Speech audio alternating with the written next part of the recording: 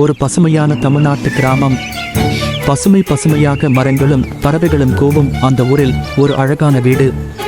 அந்த வீட்டில் இருந்துதான் நம்ம கதையின் நாயகன், ஒரு சிரிப்பு மாறாத தாத்தா, வீட்டு வாசலில் அமைதியாக வெளியே வருகிறார். அவருக்கு பின்னால் ஒரு அழகான குட்டி பையன், அவருடைய பேரன், உற்சாகமாக ஓடி வருகிறான். அந்த வீட்டின் பின்புறம் மாமரம், கொய்யா மரம், அத்தி மரம் என நிறைய மரங்கள் நிறைந்து காய்கள் காய்ந்திருக்கும். தாத்தா பேரனை கழைத்து கொண்டு மாமரத்திற்கு செல்கிறார். அங்கிருந்து ஒவ்வொரு பழமும் கனிவுடன் துளிர்கிறது.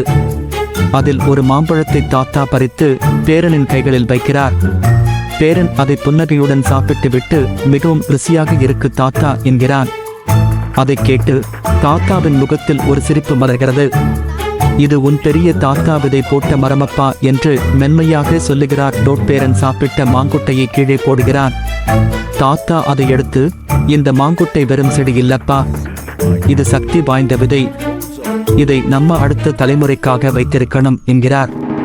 பின்னர் அதை ஒரு நீரோட்டம் ஓடும் இடத்தில் மண்ணில் நட்டு வைக்கிறார். அதை பார்த்து பேரன் ஆச்சரியமாக கேட்கிறான், தாத்தா இதை மண்ணுக்குள்ளே ஏன் புதைக்கிறீங்க?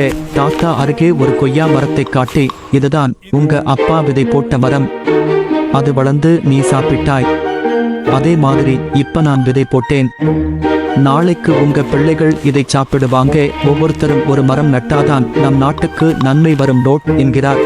தாத்தா உருக்கமாக சொல்கிறார், இந்த மரத்தை நீ வளர்க்கணும் பா, மேயும் ஆடுகளுக்கு இருந்து பாதுகாக்கணும், தினமும் தண்ணீர் ஊத்தணும், உரம் போடணும், பேசணும் கூட, அது உன் உயரம் வர வரைக்கும் அது நீ பார்ப்பதற்குள் ஒரு மரமாக மாறி கனிகள் தரும், அதுதான் மரப்பாசம். அந்த கதை இறுதியில் பேரன் ஒளிபட்ட சிரிப்புடன் தலை ஆட்டி அந்த விதையை பார்த்து கொள்கிறான்.